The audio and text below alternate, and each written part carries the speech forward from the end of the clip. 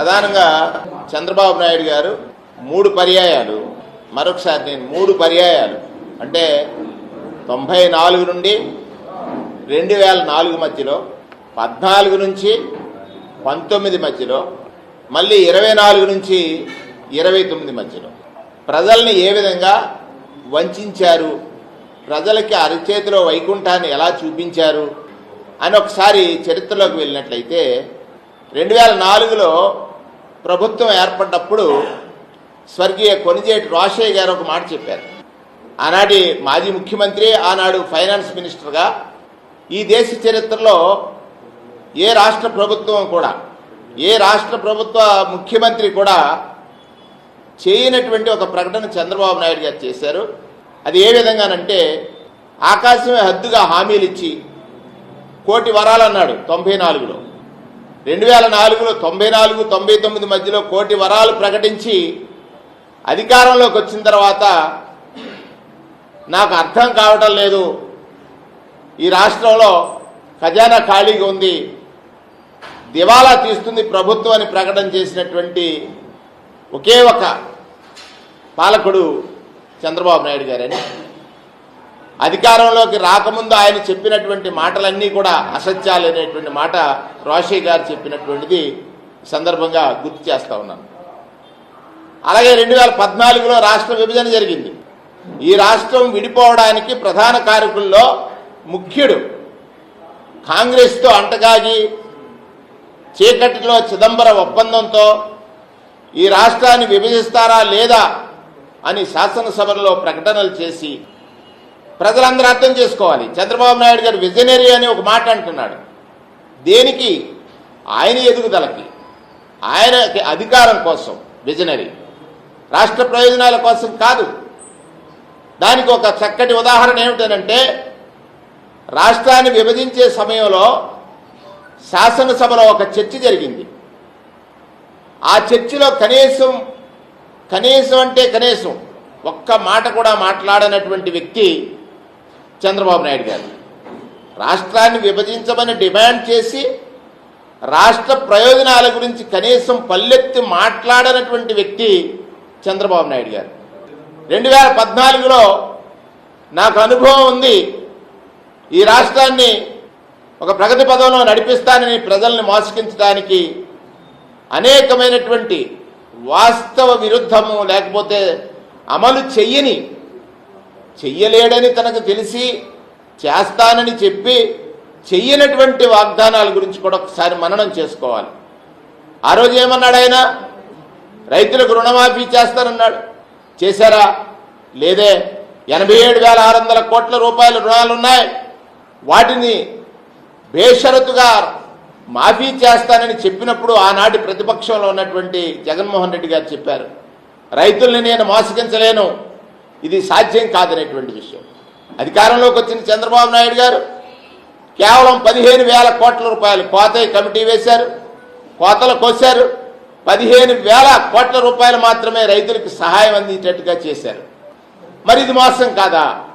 అక్క చెల్లెళ్ళారా, మీరు అప్పులు తీర్చవద్దు, మీ బంగారాలు కుదువ పెడితే నేను ఇంటికి తెచ్చిస్తానని చెప్పి 14,000 కోట్ల అప్పులున్నటువంటి అక్క చెల్లెళ్ళ అప్పులు బ్యాంకుల దగ్గర వారి పరపతిని పూర్తిగా పోగొట్టుకునేటట్టుగా చేసి వడ్డీలు అధిక వడ్డీలతో 25,000 కోట్ల రూపాయలకు పెరిగితే ఏ అక్క చెల్లెమ్మకు కూడా కనీసం సహాయం చేయలేనటువంటి పరిస్థితి, మహిళలను మోసగించినటువంటి నాటి ముఖ్యమంత్రిగా చంద్రబాబు నాయుడు గారి చరిత్రలో ఉన్నారు.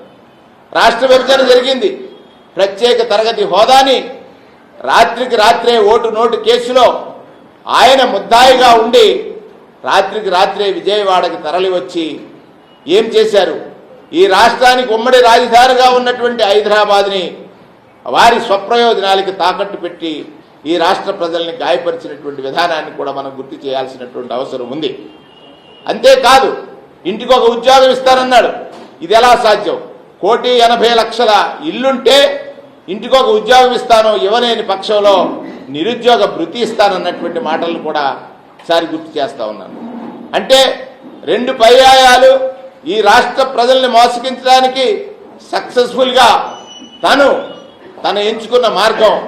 అధికారంలోకి రాకముందు ఎన్ని అబద్ధాలైనా చెప్పు, అధికారంలోకి వచ్చిన తర్వాత తాను చేయలేని పనులు పాత ప్రభుత్వం అంటే గడిచిన ప్రభుత్వాలపై నెట్టడం అనేటువంటిది చంద్రబాబు గారి నైజమని మూడవ దఫా ఇవాళ 24లో అధికారంలోకి వచ్చిన తర్వాత నిన్న ఆయన నీతి ఆయోగ్కి సంబంధించినటువంటి ఒక ప్రకటన చేసి నేను సూపర్ 6 హామీలు ఇచ్చాను, అవి అమలు చేయలేనటువంటి పరిస్థితిలో ఉన్నాను, దానికి కారణం జగన్మోహన్ రెడ్డి గారి పాలన అనేటువంటి ఒక పచ్చి అబద్ధాన్ని ఇవాళ వారు మీడియా సాక్షిగా ప్రజలకు తెలియజేస్తూ ఉంటే ప్రజలు వాస్తవం తెలుసుకోవాల్సినటువంటి అవసరం ఉంది. అమరావతిలో రేట్లు పెరుగుతున్నాయి. ఎవరు ప్రచారం చేస్తున్నారు? అమరావతిలో భూముల విలువలు పెరుగుతున్నాయని ప్రచారం జరుగుతూ ఉంది. పెరుగుతున్న చోట క్రయ విక్రయాల మీద రిజిస్ట్రేషన్ చేయించుకుంటే ఆదాయం ఎవరికి వస్తుంది? ప్రభుత్వానికి వస్తుంది కదా, ప్రభుత్వానికి వస్తుంది. నిన్న రెవెన్యూ శాఖ మంత్రి గారు ఒక ప్రకటన చేశారు. ఈ రాష్ట్రంలో మిగిలినటువంటి అన్ని జిల్లాల్లోనూ భూముల రిజిస్ట్రేషన్ ఛార్జెస్ పెంచుతారట, అమరావతిని తప్పిస్తారట.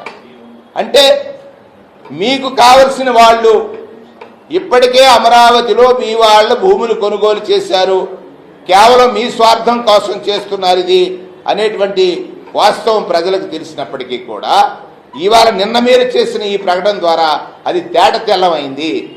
భూముల ధరలు పెరిగిన చోట అధిక ఆదాయం రిజిస్ట్రేషన్ శాఖ ద్వారా వచ్చేటువంటి అవకాశం ఉన్నటువంటి అమరావతిలో భూముల రిజిస్ట్రేషన్ ఛార్జీలు పెంచరట. ఇప్పటికే రియల్ ఎస్టేట్ రంగం కుదేలైపోయింది. ఈ రాష్ట్రంలో ఈ ప్రభుత్వం వచ్చిన తర్వాత సరైన నిర్ణయాలు లేక అనే ఆలోచనలు ఉన్నటువంటి రాష్ట్ర వ్యాప్తంగా ఉన్నటువంటి అన్ని చోట్ల రిజిస్ట్రేషన్స్కి ఫీజెస్ పెంచుతారట. అంటే పట్టపగల దోపిడీ కదా ఇది. ఏదైతే హామీలు ఉన్నాయో 1,50,000 కోట్లు అంటే డబల్ అమౌంట్ అవుతుందనేటువంటి మాట జగన్మోహన్ రెడ్డి గారు చెప్పారు. అది నిజం కదా? అది నిజం కదా? ఆ నిజం కాదు, నేను సంపద సృష్టిస్తానన్నారు. ఏది సంపద? ఎక్కడిది సంపద? ఇవాళ రైతులు పెట్టుబడి సహాయం అందక అప్పులు పాలవుతున్నారే. అమ్మలు బడికి వెళ్లే పిల్లలకి తన పిల్లలకి అమ్మఒడి వచ్చేది ఇంతకుముందు, అప్పుకి వెళ్ళక్కర్లా. ఇవాళ తల్లి అప్పు చేసుకునే పరిస్థితికి వచ్చింది. ఎవరైతే కాలేజీలో చదువుతున్నారో వాళ్ళకి ఫీజు రియంబర్స్మెంట్ అందట్లా. ఆ రోజు మీరేమన్నారు? పవన్ కళ్యాణ్ గారి మాటలో కూడా చూశాను నేను, విద్యుత్ ఛార్జీలు పెంచవన్నారు. దానికి 15,000 కోట్ల రూపాయలు బాదుడి కార్యక్రమం చేస్తూ ఉన్నారు. నిత్యావసర సరుకుల ధరలు, అది ఆశ్చర్యకరంగా ఉంది. నిత్యావసర సరుకుల ధరలు అధికంగా పెరిగిపోయాయి. అన్నిటికంటే ప్రజల్ని పెద్ద మోసకారి మాట ఒకటి చెప్పాడు, ఉచిత ఇసుక. నేను పాత్రికేయ మిత్రులారా మిమ్మల్ని అడుగుతున్నాను, ఏ బిల్డింగ్ కన్స్ట్రక్షన్ దగ్గరికైనా వెళ్ళండి, ఎవరికైనా ఉచితంగా ఇసుక లభించిందా అనేటువంటి మాట అడగండి అని కూడా మీ ద్వారా ప్రజాపక్షాన్ని మనం పనిచేద్దాం. ఎక్కడైనా ఉందా?